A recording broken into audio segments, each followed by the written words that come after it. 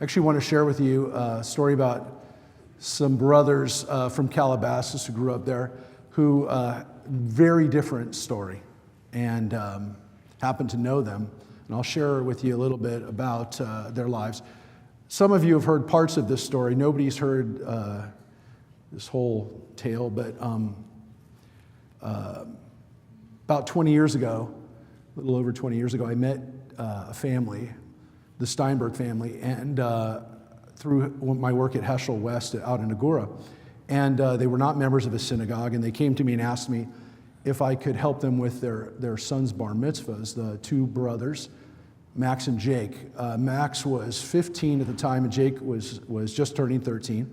And they asked me if I would be the rabbi for their bar mitzvah, which we were going to have in LA. And so I met with them, met with the family, and it was kind of a situation where, as I got to know the family and got to know the story, Max really was not real enthused about a bar mitzvah, and that's kind of why it was 15, and he was doing it with his younger brother Jake, who was a little bit more into it. So they did it together, and then I saw them a few more times in the next couple years. I saw them for their sister Paige's bat mitzvah, which we did together, and there was a funeral, a couple other events that I saw them. And over those years that I saw them, I understood that Max was having kind of a tough time. He was going to community college, and he was struggling to work and just really couldn't figure out his place. And so when he was 22, Max, along with Jake and Paige just graduated high school, they all went together on a birthright trip. All three siblings went together to Israel. And that trip changed Max's life. When he was in Israel, something clicked, and he finally felt a sense of belonging. He finally found his place. And one experience in particular really stuck with him, and that was the visit that all birthright trips make to Har Herzl, to Mount Herzl. And he felt something there which changed his life dramatically. He came back to LA with his siblings, and he told his parents, he says, "I'm going back. I've got to go back." And they were very shocked. I was very shocked. I was surprised. This was the least likely kid that was going to wind up going to Israel, and he made Aliyah. He went to Israel as a lone soldier, which meant that he had no family in Israel. He had no connection in that way. And so he learned Hebrew, which he didn't do for his bar mitzvah. And he served in basic, and he went through the training. He really, again, found a place specifically in the military. And he asked at the end of his basic training, he said he wanted to go into the Golani Brigade, which is the Israeli equivalent of the Green Beret. But there was a problem, and that was that Max was about 5'4", 5'5" on a good day. He's too short to be in the Golani. And they said, "You can't be in the Golani." And he told his commander, he says, "Well, if you don't put me in the Golani, I'm going back home. I don't have to be here." And so he basically forced them into the Golani, and he did. He went into Golani. He went through all the training there, the extra training. He became an expert marksman. And I asked his mom once, I said, "Did he ever shoot before?" And she said, "No, he played Call of Duty a lot. But we never went to gun training, So 10 years ago, this summer, in the summer of 2014, the last time that Israel was forced to confront Hamas directly in Gaza, in what was called Operation Protective Edge, to stop the rocket fire after, again, 7 years by this point of Hamas being in control of Gaza. And so the Israeli army went in, and as a Golani, Max was one of the first to go in. And he was deployed in Shujaiya, which is, it was a Hamas stronghold. And On July 20th, his unit went in and it came under heavy fire. What happened next was kind of unbelievable because he was in a personnel carrier and it hit another personnel carrier. The two crashed together and he suffered some injuries. He had a concussion. He was scratched up a little bit. And they told him that he could go back. He was done. And he said, no, I'm not hurt that bad. So he says, I'm going to go in. I'm not going to let my friends go and my comrades go in alone. So he went back in, and the next APC he was in got hit by a rocket, and there was nothing left. The gun that he was holding melted. That's how hot it was. There was nothing left. I saw the gun, the melted remains. That was pretty much all that was left. And his parents, Stuart and Evie, flew back to Israel for the funeral, and I spoke to them the morning that they left. It was their first trip to Israel. They'd never been. And they buried Max on Har Herzl, the very place that inspired him to join the IDF. And he had full military honors. This kid from the valley who, the least likely, and 30,000 people came out to his funeral. Israelis from all walks of life, people who never met him, but felt moved by his sacrifice. Now, 2 years later, in 2016, we took a group from this community to Israel. And some of you are here, right? I see Lauren is here in 2016. Seth was on that trip in 2016. And it was my first time at Har Herzl since Max's death. And I knew we were going to Har Herzl, and I asked our tour guide, Shai, I said, I have to find the grave of my student, and just give me a few moments. I just want to spend a moment there. And you think it's bad. Now, I was a wreck. And I was there, I was saying Kaddish, and I was just weeping.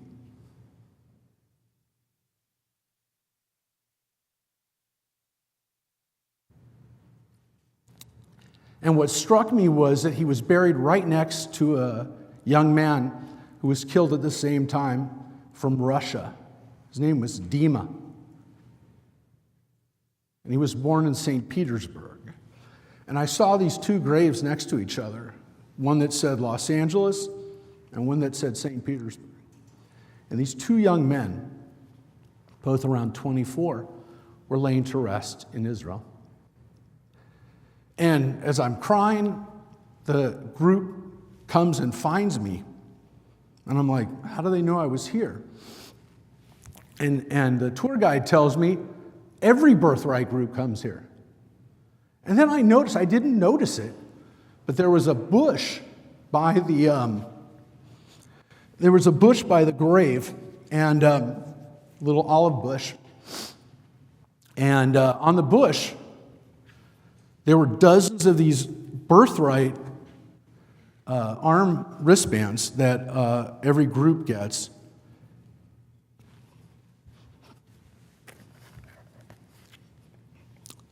And all these birthright groups, over the last 2 years and since then, have left a wristband there in Max's grave. So I proceeded the best I could to tell this story to the kids who are there. And they'll tell you, I had a hard time. And I noticed some soldiers started gathering around and were listening to the story. And The next place we go to after Har Herzl is Yad Vashem, and which is another really tough place. And it's really interesting. I was still kind of a wreck when we were at Yad Vashem, the whole thing, the whole day. And I'm out in this courtyard where all the soldiers, a lot of soldiers every day go to Yad Vashem. It's part of the Israeli education, military education, that the soldiers all go to Yad Vashem. But they're not allowed to bring their guns into Yad Vashem. It's the only place in Israel you can't bring a gun. I mean, they have people walking around with guns everywhere, but not at Yad Vashem. So they leave their guns outside, and I'm out there where all the guns are, which is an interesting kind of thing to see, out in front of the Holocaust Memorial. These soldiers, and one of the soldiers, this young blonde soldier, this woman comes up to me and says, I was just at Har Herzl when you told that story. I knew some of it, but I didn't know the whole story. She said, thank you for sharing that story. And I said, what are you talking about? Thank you for defending our people. So I've told that story, and to the people who are here, and again, I saw Joyce nodding her head. She was there last year when I told the story, and the young people from our bar and bat mitzvah group, when the family group that went in June heard the story too. And so some of you have heard this story. But what happened this last trip, which was crazy, and some of you saw it, some of you saw what happened. This was last year.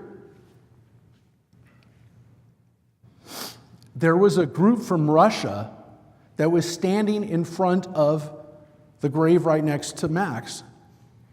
They were standing at Dima's grave. And I don't know a lot of Russian, but I heard the tour guide telling them that Max Steinberg from Los Angeles is right there. These people came during a war. I don't even know if they could have been from Russia or Ukraine. I don't know I didn't ask them which place they were from. But they were there last year during their war, coming to pay tribute to their young person. And since then, in this last year, some of you had a chance to meet, at least virtually, one of our students who served as a lone soldier in the last few years, Miles Rubin.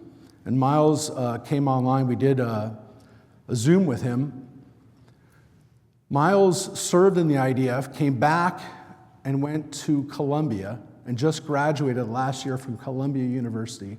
He's a brilliant young guy who grew up right here in Santa Clarita, had his bar mitzvah here with his twin sister here at our shul. And had a hard time here too, had a hard time in high school. And made Aliyah and served in the army, came back, went to Columbia and suffered like you wouldn't believe. And it had nothing to do with this last year. What had been going on in Columbia has been going on for years. And he's one of 4 plaintiffs that sued Columbia before what happened during this last year. And he told the story of what had happened to him at Columbia. And then Miles did something very much like Max. He went back. And so when Miles was done and graduated, he told me, he said, I can't be here while my comrades are back in Gaza right now. So he went back, and he's there now. And we raised money for some of his military gear, for his helmet, and for some of the stuff he needed for his service. And then, just this last year, we had one of our students, one of the young people who grew up in Santa Clarita, who was there on October 7th as Israel was attacked. And, well, I'm going to let her tell her story. So Madeline Begley, if you'd come up, and you have a friend that you're bringing up with you too, Madeline.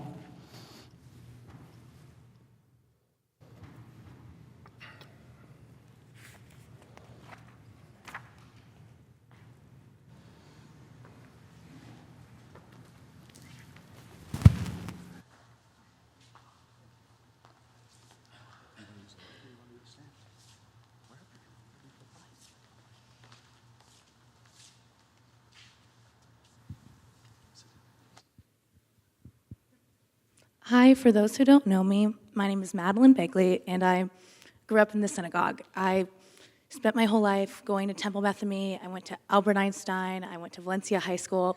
I grew up here in Santa Clarita, and I went to UC Santa Barbara for my undergrad. And while I was there, I got involved in Hillel and Chabad on my campus. And I decided to take that one step further, and I took a gap year in Israel. I decided I was going to go teach English in a city called Beersheba. That's where I met my friend Zohar, who's right here. I moved to a city that is the largest big city in southern Israel, about 20 miles from Gaza. It's the largest big city near Gaza. And I moved to a city that has people from every walk of life. You have Ukrainians, you have Ethiopians, you have Yemens, you have Moroccans, you have Bedouins. It's a mix, truly a mixed city. And I moved here to teach English. I started, if you know me, I have no Israeli family. Just like a regular girl from Santa Clarita, don't speak Hebrew, anything like that. And so it was difficult. My friends can attest, I still don't speak Hebrew, like at all. Like zero. Ani lo yadati ivrit. Don't speak Hebrew. And it was hard in the beginning. I couldn't go to the grocery store, couldn't figure out which was laundry detergent, what was what, and it took some time. And then I remember I went to the holidays with their family. My friend Zohar's family adopted me, the Amitais, and a couple other kids from my program who were also teaching English from Canada and the US. And they brought me in, and I remember talking to Zohar on Simchat Torah on October 6th in the sukkah as we were leaving. And I know we live in the South, and I keep hearing about rockets, but Santa Clarita, you don't have rockets. We have fires, we have earthquakes. We do not have rockets. And I asked her, well, do schools close? Again, I'm a teacher, right? Like, I don't know. And she explained to me, well, Beersheba is very safe. Like, don't talk about it. Like, Beersheba is safe. Don't worry. So Israelis have a concept with rockets that it's how we in LA think of earthquakes and fires. Back of your head, but you don't focus on them. Just as you do as the Israelis do. Follow them. So I went to bed on October 6th, feeling pretty calm about everything. And I woke up at 6:29 a.m. to a sound I'd never heard before. I heard air raid sirens, and I couldn't figure out what it was. I turned over and looked at my phone, and in Israel, there's apps that tell you if there's rockets and missiles, drones in your vicinity. And I had never heard that before. I couldn't figure it out. And I put it together with the noise and all these notifications on my phone, and I woke my roommate up. Daniela, she's hard of hearing. And so I got her up with one word. I just yelled, rockets. Shoved her, got her up, and we ran to what is called mamad, which in most buildings in Israel, they have bomb shelters. It's a concrete reinforced room. And living in the South, we had one in my apartment building, in my specific apartment. We have about 45 seconds to get really inside the shelter, close it, lock it, all the things. Well, that did not happen in like really fast time because again, we weren't expecting this. I've been here 6 weeks at this point. And so that was really hard figuring all that out. Again, I don't speak Hebrew. I can't watch the news. Zohar's calling me, telling me everything's okay. Like, just relax. Like, just hang out in your shelter. Like, it'll be okay. And then it didn't stop. I called my parents, telling them what Zohar and her family are saying. Like, it's okay. And then I get a phone call from her, and she's telling me she's getting called up to go to the army. I'm starting to see videos of what's happening in a city called Sderot, which is like a city right next to Gaza, in the Gaza envelope. And at the time, my roommate Julie is sitting in Sderot in a building, and she's hearing horrible things. People are getting pulled out of buildings. You've seen the videos. We're starting to see them on our phone.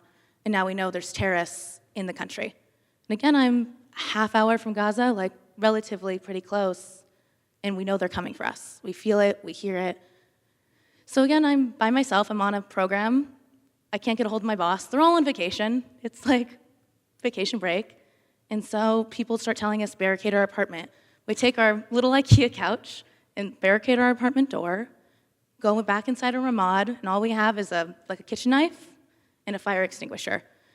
That's what we have. That's what we were gonna protect ourselves with if it came to it. Thank goodness it didn't. Then I'm starting getting phone calls from my friends like Zohar, Adi, other Israelis saying they have to go fight. Kids my age, who are 22, 23, 24, had to leave their families. I'm sitting by myself in an apartment, still not know what's going on, but know I'm safe, and they're leaving to go fight. This goes on for a few days. About October 9th, my roommate Julie comes back. We spend the night on October 7th, sleeping in our shelter, not really leaving. October 9th, my best friend Julie comes back from Sderot after they got control of the city. She comes back. My dad, just like a normal dad from Santa Clarita, gets on a flight, decides, I'm done, calls me, I'm coming to get you, you're coming home, I'm getting your roommates. That was it. He flew from LAX to Heathrow, London, not knowing if the flight to Ben Gurion, Tel Aviv airport was going to go through. He gets to Tel Aviv, and the rockets are at the airport, not stopping. And again, we live in Santa Clarita. He doesn't know what to do if he's driving and there's an air raid siren. So if you know me, I'm not a calm person, like zero calmness, like at all. That was the calmest I've ever been in my whole life, was calling my dad and explaining what to do. Because now I feel like somehow I have knowledge about what's going on. I've lived 4 days in a war. Somehow I'm knowledgeable. Yeah. So I'm calling my dad, and I'm very clearly telling him, if you hear the air raid siren, just do what the Israelis do, but pull your car off to the side of the road and lay down, hands over your head, and sit there. And he told me, he's like, no, like, I'm focused, I'm driving in a war zone, like, leave me alone, stop calling. I'm like, okay. And then 2 minutes later, he needed that information. And I know he's not far, my rocket sirens are going off, I start breaking down crying in my shelter. My dad's by himself, he doesn't know where to go, he hasn't been in Israel in 6 years. And he finally gets to Beersheba. Zohar and her boyfriend are already fighting, so she's calling me and saying goodbye over FaceTime, not knowing if I'm going to see her again for however long, if I'm coming back, how long this is going to take. She's calling to say goodbye while she's in an army base in full uniform, helmet on. And it was just, it's real. That was the moment for me, like, truly, my friends are out there fighting. My dad helps organize my roommates and I get to the airport, and we spend the day in the Tel Aviv airport. We fly to Dubai, which was scary in and of itself, just like leaving the country, going somewhere else, landing in Dubai. Then we flew to LA, and I stayed in LA for about 3 months. I was working on doing campaigns for soldiers. Some of you have heard about this in the past. I raised about $10,000 worth of goods and cash to get sent for reservists and soldiers in Israel. So I collected medical supplies, I collected feminine products, t-shirts, underwear, anything my friends were calling me and say they needed. My friend Zohar, even in the army, she worked with reserves. So I asked her, what do people need? Tell me what you guys need. And I figured it out. I worked with private planes, and I got a couple of shipments sent. And then in late December, I made the relatively tough decision to go back. I moved back to Beersheba, continued to teach English, worked in my community, that was amazing, saw my friends, was involved in their lives, truly saw the Israeli spirit of coming alive. Israelis have a mindset that's very different than our own. You can't let them win. Like, if you don't live your life, you're not winning. So again, it's just this, there's such resilience in these people. I saw it every day, and I stayed for a long time. I was there till late July. I fed paratroopers, I worked with soldiers, made meals, I worked with displaced families, and I taught kids who in the South felt abandoned. I was a 3rd through 6th grade teacher working with primarily younger kids who didn't speak their best English. And I specifically remember the day I walked into my school. I have these little kids, and they see me and they cheer, Maddie, you're back from America, you came back. Because it's the holidays. I left in the middle of the holiday season. They thought I abandoned them. They were so joyful that a girl from America came back to visit them. Then one of my kids asked me the hardest question of my entire life. Well, do you not love Israel anymore? Do you love Hamas? Do you love Palestine? Like, why'd you leave? And I had to explain to a group of 6th graders that no, I love Israel, it's why I'm here, but you know how your mom and dad wanted you home? My parents wanted me to go home. And it took a long time for them to gain their trust and truly be part of a community again. My biggest fear when leaving was that Israelis felt like I abandoned them. My friends who put on their uniforms, who went off to fight, felt abandoned, like I was going somewhere safe and they're going to fight. And then my little kids told me that very thing.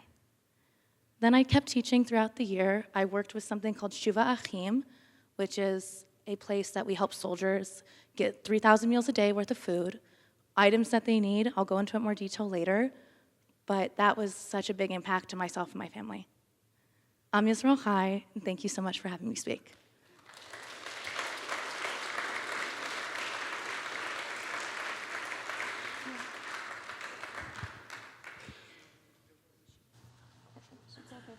Yeah, and this is my friend Zohar. She's all the way here from Beersheba after spending 250 days in the Israeli reserves. Can you hear me? Okay, cool. First of all, I'm really excited, so sorry if I'm gonna tremble a little bit. So I want to thank you for the opportunity to speak here today. For me, standing in a synagogue in a Jewish community in America is not something I take for granted at all. It's a very emotional moment for me. So, as Maddie said, my name is Zoran, and I'm here with Adi, my boyfriend and my partner. We both served in the IDF for 3 years as officers. I was doing reservist, and he was doing intelligence. We both did reserve for 250 days since October 7th. Sorry. My role in the Army is to recruit all the reservists to their units and make sure they're all safe and sound. It's not just a job for me, it's a mission. I represent the state of Israel, our home, and the values that we, the Jewish people, are so proud of, values of brotherhood, responsibility, and the sacrifice for our homeland. October 7th, was a defining moment for all of us. It was a day when Israel faced a harsh and unexpected attack.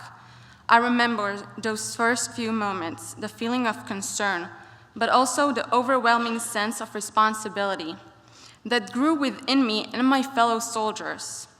We knew we weren't just protecting borders, but every family, every child, every citizen in Israel. I still remember the fear I felt when I thought Hamas would come to my home in Beersheba, or the horrible videos that I saw from the 7th that I still try to erase from my mind of the girls my age getting abducted or abused. But despite all the pain and the difficulty of that day and the days that followed, I witnessed the Jewish people come together, soldiers, civilians, everyone just united.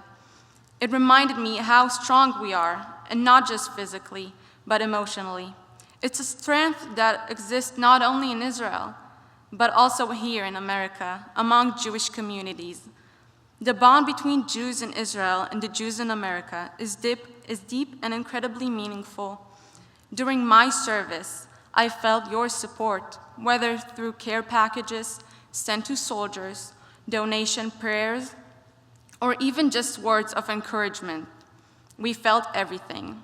Every act of support is like a hand on our shoulder, giving us the strength to continue protecting our country.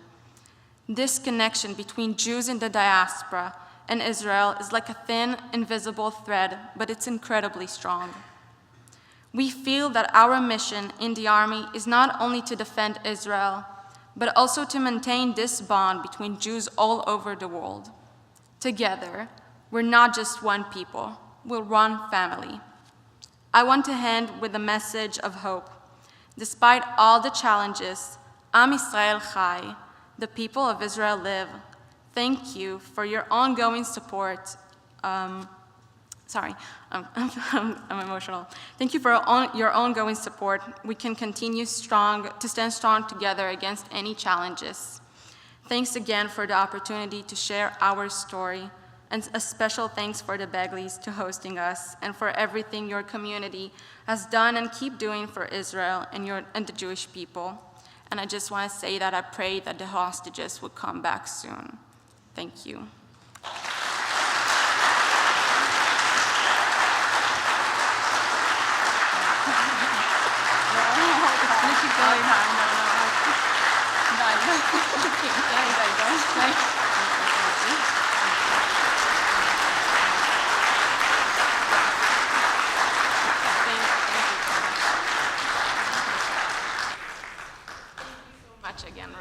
I really appreciate that. So what we're doing as a community here in Santa Clarita, we're working with a friend of mine named Dror, and he's developed a rest stop for soldiers called Shuva Achim, Shuva Brothers. And Shuva means return. It's for the return of my brothers. It's for soldiers who are coming in and out of Gaza every single day. They collect items like medical supplies, clothing, food, amazing things that help soldiers really, I don't want to say thrive and survive, but function in a state of unrest. They started with one table, and now they've gone to a full-blown rest stop. It's open 24/7. They work with about 3,000 to 4,000 soldiers every single day, and we're going to hear from a really good friend of mine, Dror, right now. We're going to look right up here when it loads.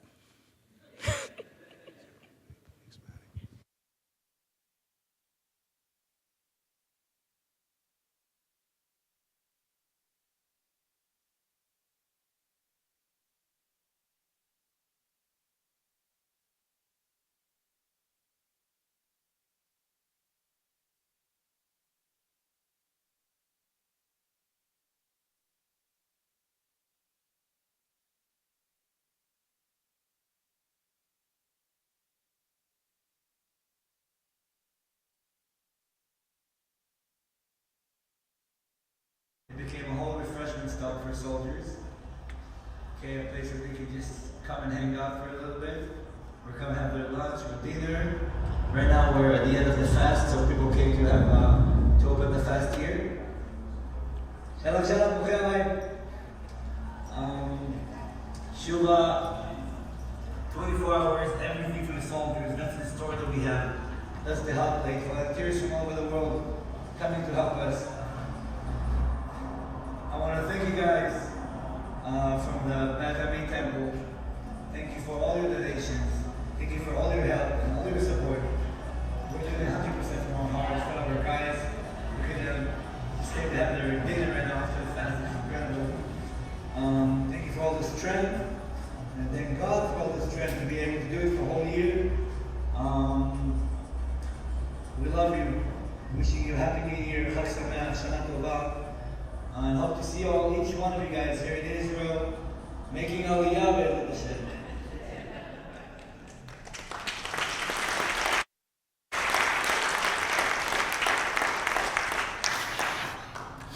So we made it very easy for people to help out. The flyers in the back, the red flyer that says Shuva Achim, makes it real easy for you to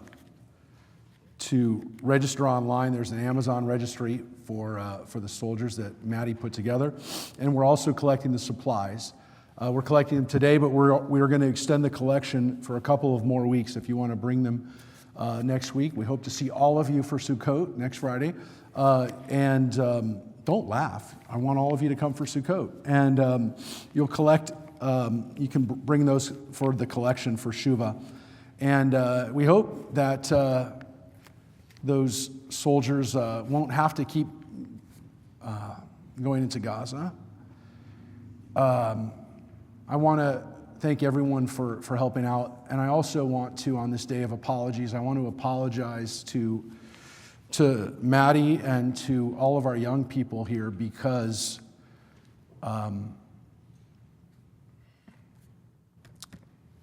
somehow the world that we have right now is not the way it should be. Some people came up to me after October 7th and said, you predicted this at Yom Kippur, in your words at Yom Kippur, when I talked about the 50th anniversary of the Yom Kippur War and the lessons that we all need to learn from that. And I didn't predict anything. I just knew that the situation was going to continue. Israel is in Gaza right now so that Israelis don't have to suffer as they have for the last 17 years since Gaza was taken over by Hamas. And so that boys like Max can live out their lives in Israel. And tragically, since October 7th, Maddie and Zohar's friends, the young people of Israel, the members of the IDF, 750 of them, have been killed in the last year. So this Yizkor, which we're going to begin in a moment, we remember the Maxes and the Dimas and the Drors and the Edens. And we also mourn the losses of the Omars and the Mohammeds and the Aminas. And I blame Hamas for them as well, for their deaths. Hamas and the people that support them have decided that it's more important to kill Jews than to have peace, prosperity, and a life. This didn't have to happen. Billions and billions of dollars come in every year into Gaza. The metal tubing that could be used for irrigation is instead turned into rockets. And cement for hospitals and schools is turned into tunnels and bunkers. So we feel frustrated and we are angry. But we can do something.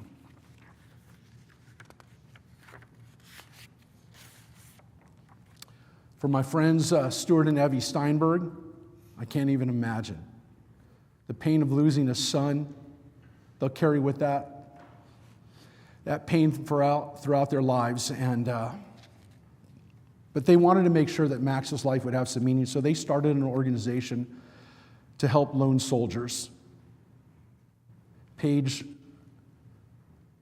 Max's sister, went to IDC in Herzliya and married an Israeli, and just a few months ago had a baby. And Jake, the middle brother, the one who celebrated bar mitzvah with his brother Max, graduated law school from UCLA about 9 years ago, and ever since has worked for AIPAC, helping to defend Israel here in our halls of government. He's an amazing young man.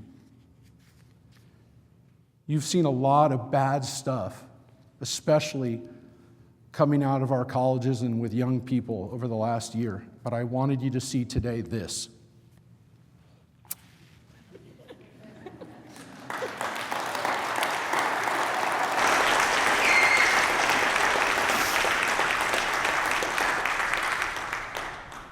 And as you know, I celebrated 25 years here at Beth Ami this summer. But the proudest moments I've had have been working with young people like this, like Max and Miles and Madeline. And I have to do something for these kids, for all of our kids. And so let's do something together.